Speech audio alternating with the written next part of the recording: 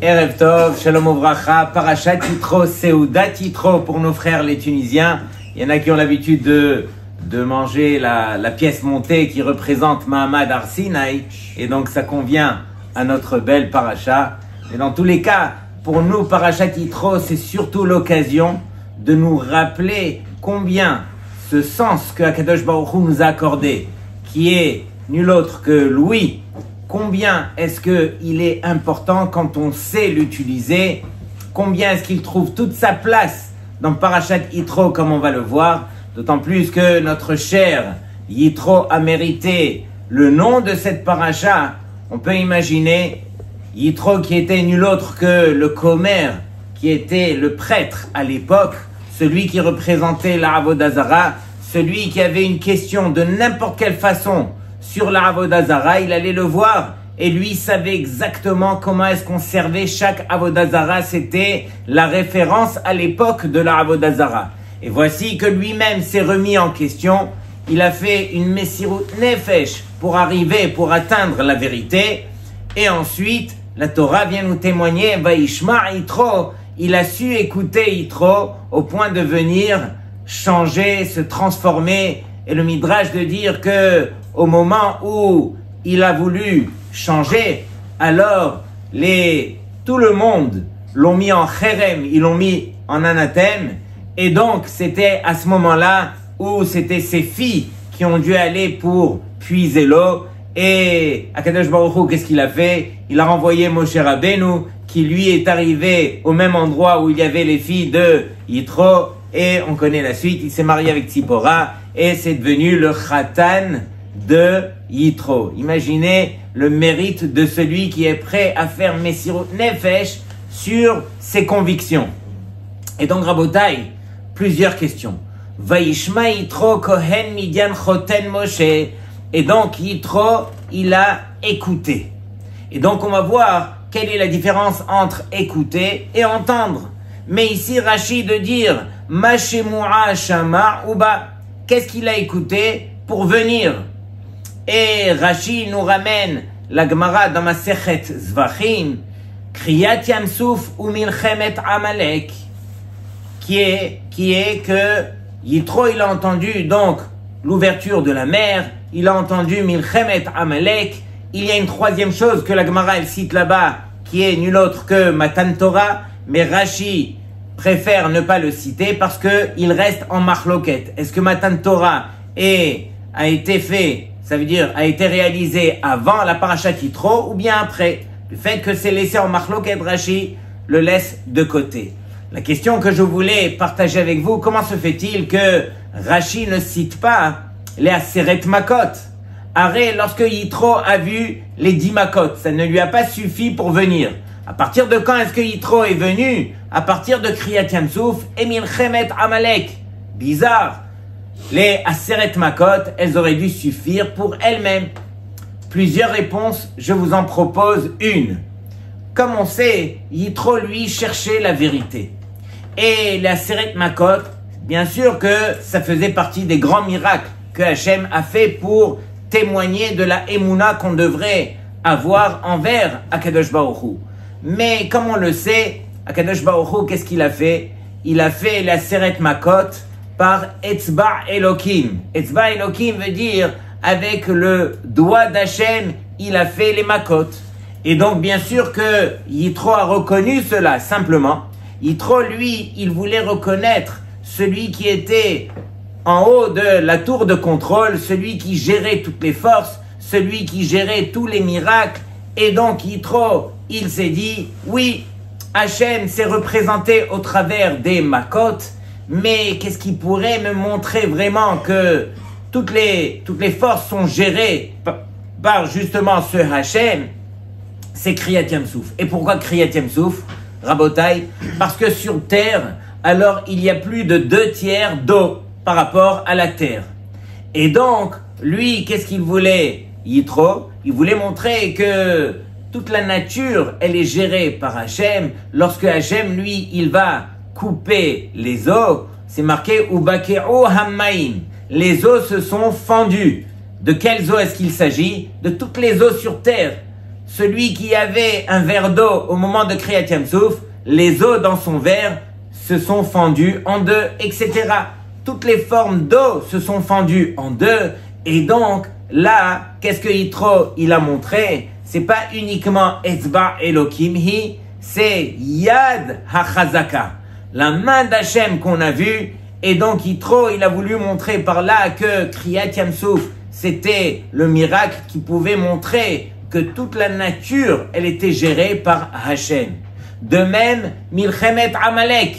Pourquoi Milchemet Amalek? Parce que Yitro, il s'est dit, mais au travers de tous ces miracles qui se sont déroulés aux yeux des peuples, comment est-ce qu'il y a eu un peuple qui a pu venir et vouloir faire la guerre contre les Béné Israël?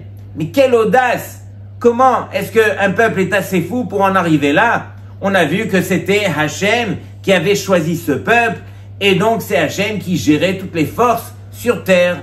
Et donc ce peuple est venu pour refroidir justement cette émouna. Yitro, qu'est-ce qu'il a dit? Il a dit, je pourrais faire exactement comme ce peuple, me refroidir. C'est la raison pour laquelle Ouba, il est venu, Yitro, et il est venu pour se convertir. Et donc la première chose qu'il a fait, il a dit, je vais me détacher d'un peuple pareil. Si eux, ils sont arrivés à une bêtise pareille que de remettre en question la vérité qu'ils ont vue, alors moi, je vais faire le contraire. Et c'est la raison pour laquelle Yitro est venu et il a choisi un Rav.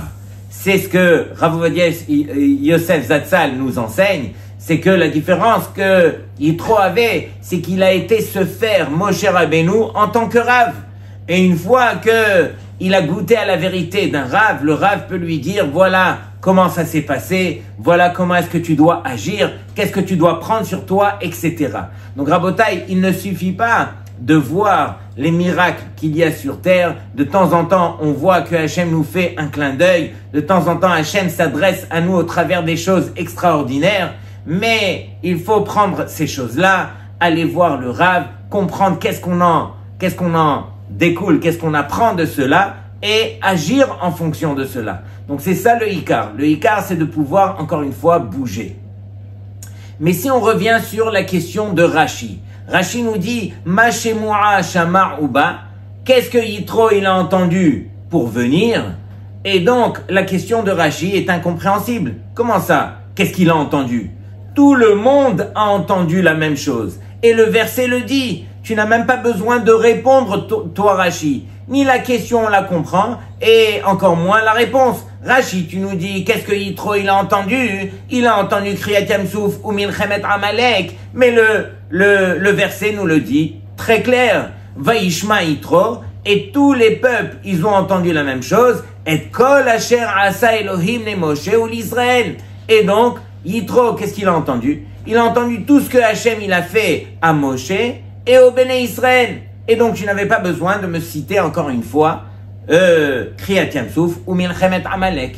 Deuxième question, pourquoi est-ce que on commence par dire Et kol asher asa Elokim le Moshe? D'abord, qu'est-ce que Hachem il a fait à Moshe?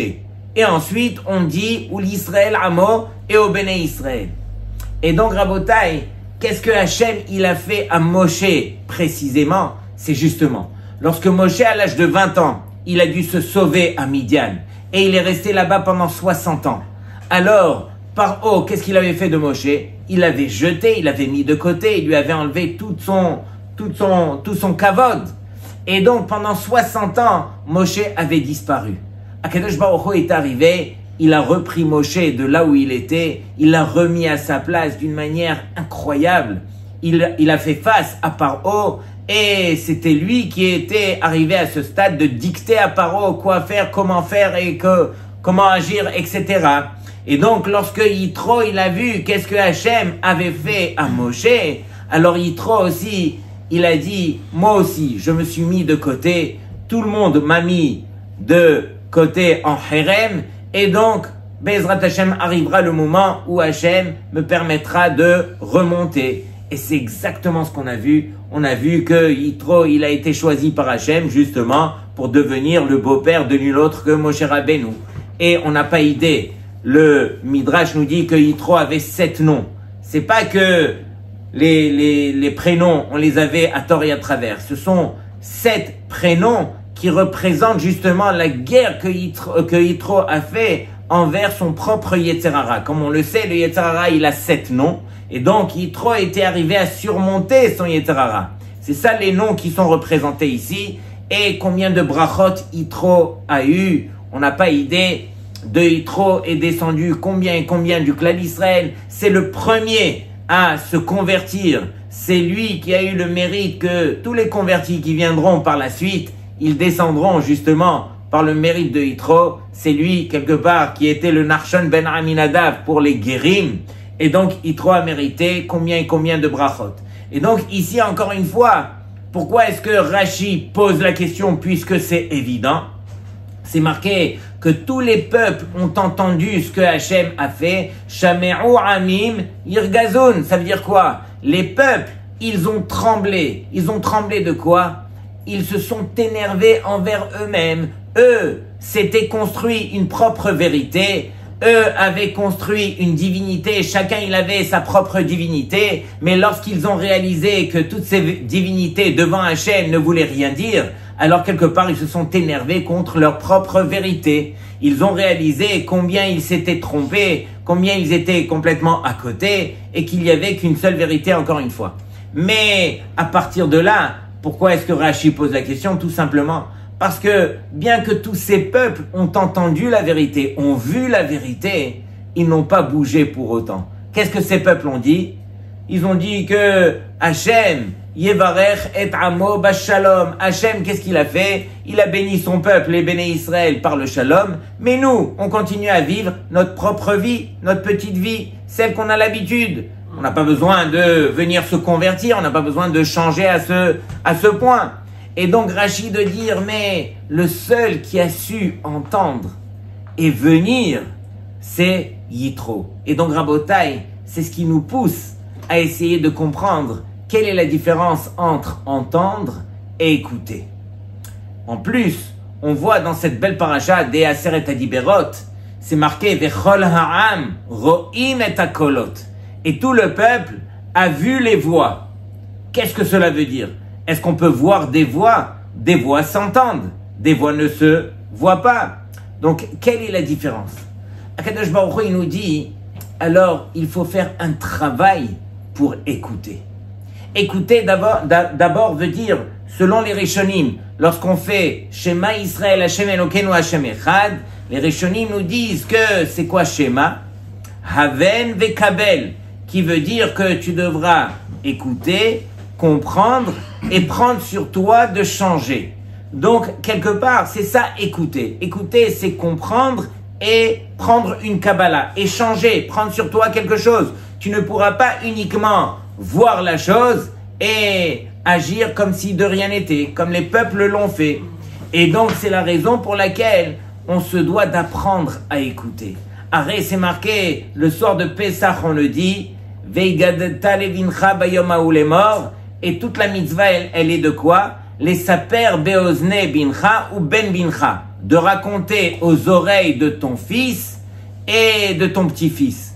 Pourquoi est-ce qu'on dit aux oreilles? Pourquoi lorsque on parle des kinyanim de la Torah, pour acquérir la Torah comme on le sait, la Mishnah nous enseigne dans Pirkei Avot qu'il faut 48 kinyanim pour que cette Torah, elle t'appartienne proprement dite. Et on commence, premier kinyan c'est quoi? Bet Talmud. On ne peut pas acquérir la Torah sans l'étudier. D'abord le chasse, d'abord la Torah. Le deuxième kinyan c'est quoi? Shmi'at ha'ozen. L'écoute de quoi? De l'oreille. Vous avez déjà écouté avec le nez? Pourquoi est-ce qu'on dit Shmi'at ha'ozen? Rabotai, la réponse, elle est évidente, mais on se doit de la dire. On peut écouter Rabotai avec la tête, on peut écouter avec le cœur, mais Hachem nous demande d'apprendre à écouter avec les oreilles. Qu'est-ce que ça veut dire qu'on écoute avec la tête? Lorsque il y a quelqu'un qui vient nous parler, on l'a même pas laissé terminer sa phrase. Ah oui, oui, oui, je sais de quoi tu parles, tac, tac, tac, et on a déjà devancé ses paroles. Des fois, ça marche, mais plusieurs fois, ça marche pas du tout. Il voulait nous dire quelque chose, et nous, on l'a interrompu, Et dans notre tête, on a déjà écouté ce que nous, on avait dans notre tête d'écouter. Mais on ne l'a pas laissé parler. On n'a rien fait au niveau de l'écoute. On s'est laissé parler au travers de ses propres paroles. Ça ne s'appelle pas écouter.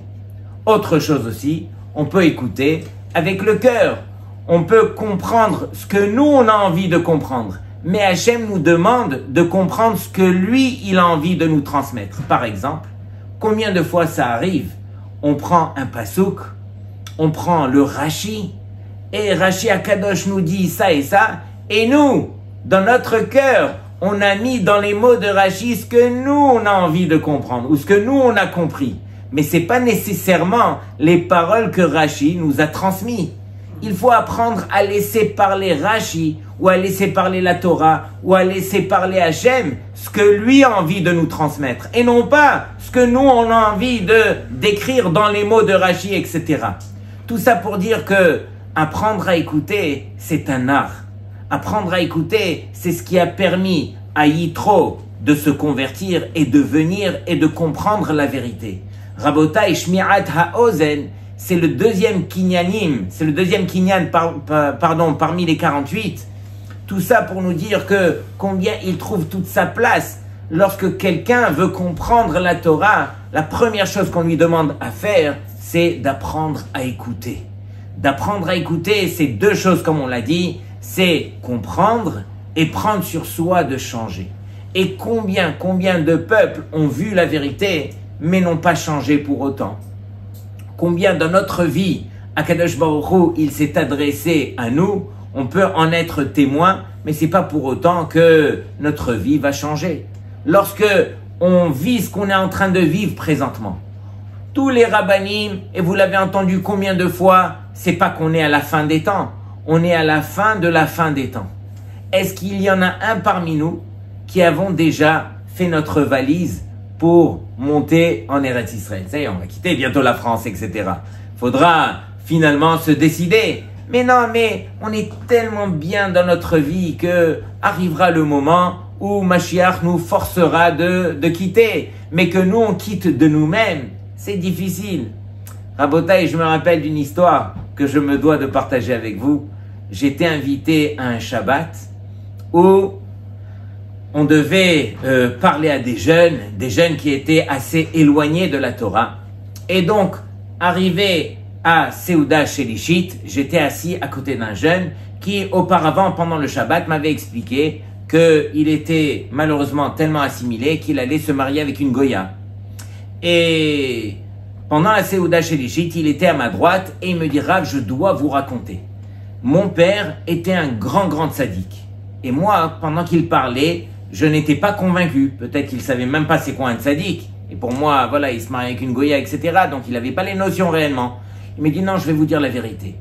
Mon père avait une chambre dans la maison remplie de sfarim. Et je ne l'ai jamais vu sans un sefer. Toute sa journée, il priait, il étudiait, et c'était un grand érudit. Et il nous a demandé une seule chose. Lorsque je vais décéder après 120 ans, alors s'il vous plaît, enterrez-moi en Eretz Israël. Et il n'y a pas très longtemps, il y a 1 an et 2 mois, mon père est niftar. Et lorsqu'il est niftar, la seule chose qu'on a voulu faire, c'est respecter sa parole, aller l'enterrer en Eretz Israël.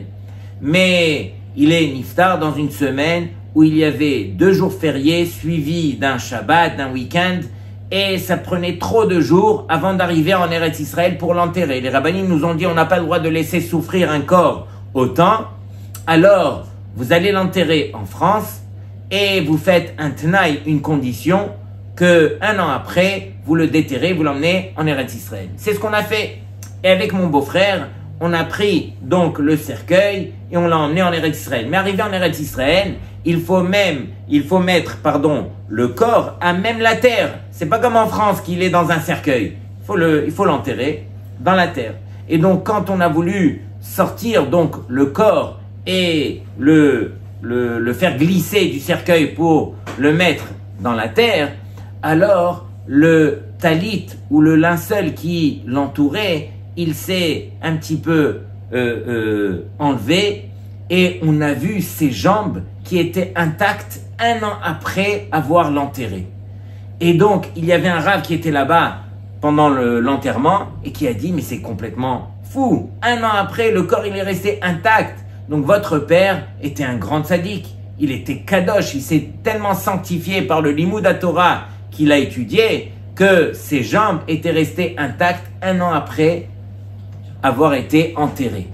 Et donc, il me raconte ça, mais en même temps, il m'avait raconté 2 heures avant qu'il allait se marier avec la Goya. Et moi, dans ma tête, je me disais, mais comment tu peux vivre une telle contradiction? Hachem s'est adressé à toi, tu as vu, tu n'as pas su écouter, tu n'as pas su comprendre le message d'Hachem, tu n'as pas su réaliser que tu aurais dû faire un petit effort et changer, ne pas rester dans la bêtise que tu avais choisie. Eh bien non, Rabotai, celui qui n'est pas prêt à écouter n'écoutera pas. Vaishma Yitro, le seul qui a voulu réellement changer, c'était Yitro. C'est lui qui était venu écouter parce que lui cherchait la vérité. Mais quelqu'un qui n'est pas là pour chercher la vérité, même si le rideau va s'ouvrir et que Hachem va nous dire coucou, on ne sera pas là pour l'écouter parce qu'on n'est pas prêt à l'écouter. Donc Rabotai, c'est un petit jeu de mots, mais c'est à nous de travailler cela. Combien de fois Kadosh Baruch Hu s'adresse à nous? Combien de fois il nous fait coucou et il nous le fait vraiment de la bonne façon? Mais c'est à nous encore une fois de nous préparer à vouloir écouter la voix d'Hachem. Et j'ai vu un très très beau chidouche qui montre que qui est Behemet Yireh Shamayim. Arrête, tout le monde veut s'appeler Yireh Shamayim, avoir la crainte du ciel. Et le Rav, le Rosh Shiva de Bet Matatiaou en Israël, il a ramené une preuve du verset dans Makat Barad. Il a dit, regardez qu'est-ce qui est marqué dans Makat Barad, c'est marqué Hayare et Devar Hashem, celui qui craint la parole d'Hachem, mais Avde Paro, des serviteurs de Paro, Henis et Avadav. Qu'est-ce qu'il a fait? Il a renvoyé ses serviteurs, Vet Mikneu et les troupeaux, El Habatim, vers les maisons. C'est-à-dire que aussitôt qu'on avait annoncé qu'il y aurait la grêle, alors là, on les a avertis, et dès que la grêle était tombée, directement, on envoyait les serviteurs avec les troupeaux pour qu'ils soient à l'abri. Et donc, c'est uniquement celui qui était Hayare et Devar Hashem, celui qui craignait la parole d'Hachem, qui a fait cela, qui a envoyé ses serviteurs et ses troupeaux, encore une fois, se cacher parce qu'ils avaient compris que Hachem allait envoyer la grêle. Et donc, mais la Torah, elle se répète, écoutez bien la suite, Vacher lo sam libo el devar Hashem, mais celui qui se détourne de la parole d'Hachem, celui qui se détourne de la parole d'Hachem, alors Vayazov et avadav et mikneu basadeh, il a laissé, il a abandonné donc ses serviteurs et ses troupeaux dans le sadé, et voici qu'ils sont tous morts. Mais ce qui nous intéresse à nous, c'est qui celui qui n'a pas de Yirat Shamayim, Vacher lo sam libo el devar Hashem, celui qui se détourne de la parole d'Hachem, celui qui ne sait pas écouter la parole d'Hachem, alors c'est lui qu'on appelle celui qui n'a pas de Yirat Shamayim.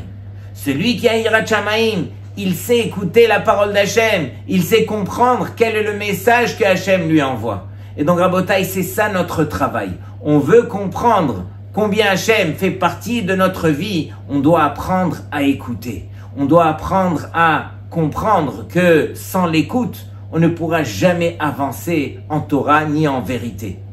Rabotai, on a dit au départ que Yitro a fait Messirut Nefesh justement pour chercher la vérité, et celui qui fait Messirut Nefesh, il ne perd jamais sur terre. On raconte une fois, c'est un rab qui raconte cette histoire qui s'est passée. Il y a un couple qui avait un certain âge, qui était proche d'un autre couple, et donc ils habitaient dans un quartier religieux, et voici qu'on vient les solliciter pour un prêt d'argent. Mais c'était un gros prêt d'argent, et c'était environ tout l'argent qu'ils avaient mis de côté. On vient leur demander la somme de 350 000 shekels. Et donc, ils se connaissaient très très bien tous les deux personnes religieuses, et il lui dit, s'il te plaît, je suis vraiment dans une période catastrophique, tu me prêtes cet argent, je sais que tu l'as, et tu vas me sauver, ne t'en fais pas, je te le rendrai. Et donc, il lui a prêté l'argent. Quelques mois après, lorsqu'est arrivée la date où il devait lui rembourser, alors il ne lui répondait plus. Et il s'agissait d'une grande somme. Et on parlait d'un avrer qui était marié avec une femme. Cette femme ne travaillait pas, elle s'occupait des enfants à la maison. Et du jour au lendemain, l'avrer qui a vu qu'on ne lui remboursait pas son argent, ne pouvait plus subvenir aux besoins de sa famille, a dû quitter le kollel pour aller travailler. Sa femme, elle aussi, a dû trouver un travail. Il devait payer les dettes, etc. Et c'était devenu une situation catastrophique. Au point à ce qu'ils n'ont pas trouvé de solution et ils ont dû même vendre leur propre maison. Et donc, Rabotai, on était arrivé à un stade où c'est évident qu'ils ne pouvaient pas pardonner cette personne qui les avait mis dans une situation pareille et qui avait quelque part profité d'eux et eux se retrouvaient dans une sale situation. Et donc, ils ont vendu leur maison et ils ont obtenu la somme de 1 452 000 shekels pour la maison. Et donc, ils ont cherché une autre maison. Et donc, ils ont fait des pieds et des mains et ils ont trouvé dans l'endroit où ils voulaient habiter, un endroit religieux, ils ont trouvé une villa qui correspondait au nombre d'enfants qu'ils avaient et tout, mais la villa coûtait 1 952 000. Donc, on parle ici de 500 000 shekels en plus que de leur budget.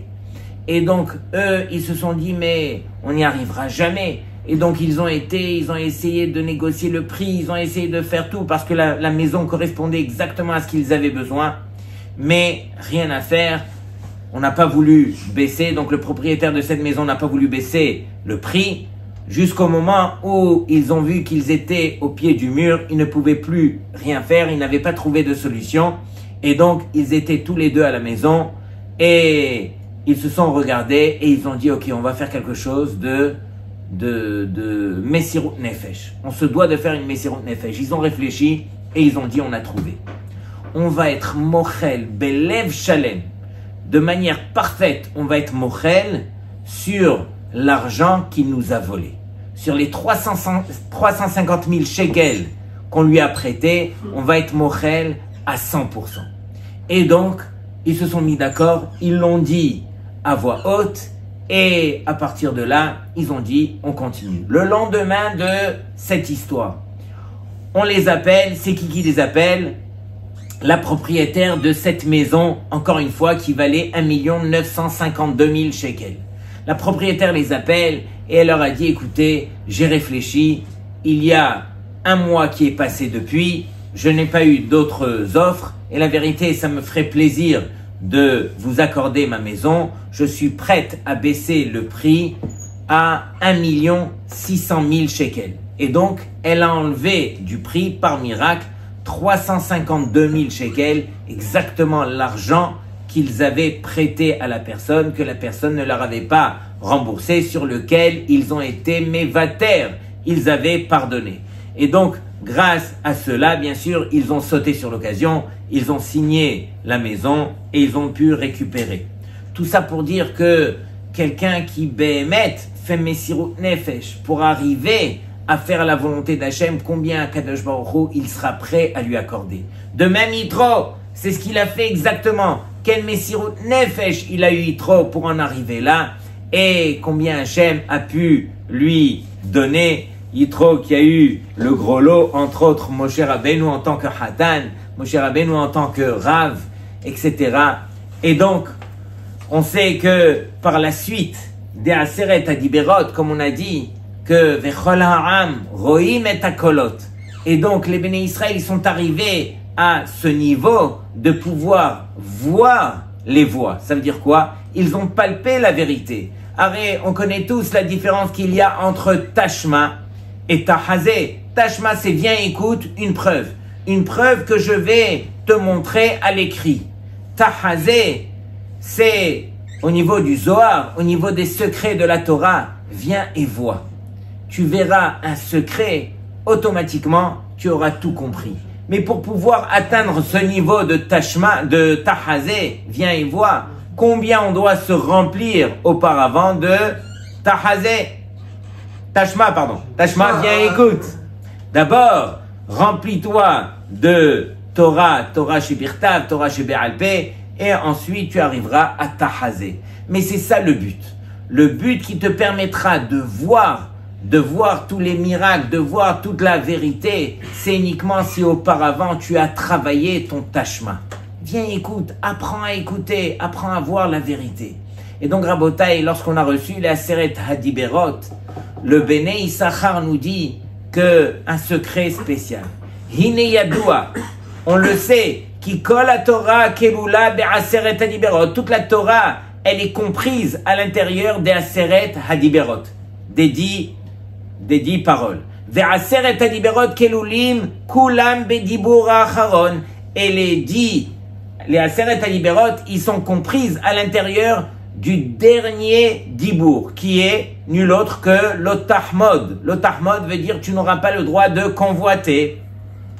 C'est-à-dire, les tratzot bigzerota vidbarach asher mana mimenu atov.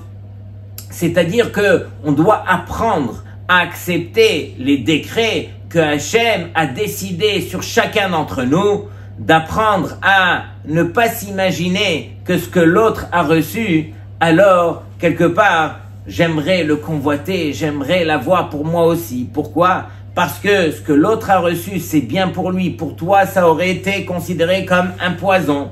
Et c'est la raison pour laquelle le Béné Issachar nous dit que toutes les Aseret Hadiberot, elles sont comprises justement à l'intérieur de ce lot Tahmod, ne pas convoiter. Parce qu'il faut réaliser que Akadosh Baruch Hu, c'est lui qui distribue à chacun ce qu'il a besoin. Et on doit arrêter de s'imaginer qu'on est là pour aider Hachem. On vient t'aider Hachem pour que tu nous donnes encore plus et encore plus. Hachem, il sait très bien ce qu'on a besoin, à quel niveau, à quel degré. Et ce qu'il nous accorde, c'est exactement ce qui est bien pour nous. Et donc, Rabotai, qu'on arrête de se jouer encore, de rentrer dans ce jeu, à essayer de se détourner de la voie d'Hachem qui est la vérité. Hachem, lui, tout ce qu'il veut, c'est qu'on trouve sa place pleinement et qu'on soit ma'amine que ce qu'il nous a accordé à tous les niveaux, c'est ce qu'on avait besoin de recevoir. Et qu'on soit heureux déjà de vivre au présent sur ce qu'on a et non pas vivre au futur. C'est-à-dire combien de gens vivent aujourd'hui pour demain et pour après-demain. Et combien je me tracasse l'esprit à me dire mais comment je vais acheter la maison à mon petit-fils. Mais attends, mais vis déjà dans la maison d'aujourd'hui, dans celle que tu as reçue, dans celle que Akadosh Baruch Hu te demande de vivre au présent et non pas au futur. Donc Rabotai, l'Otahmod vient nous rappeler à l'ordre qu'on arrête de regarder les autres, qu'on arrête de regarder à droite et à gauche et qu'on se concentre uniquement sur la vérité qui est la volonté d'Hachem. Shabbat Shalom les Kulchem.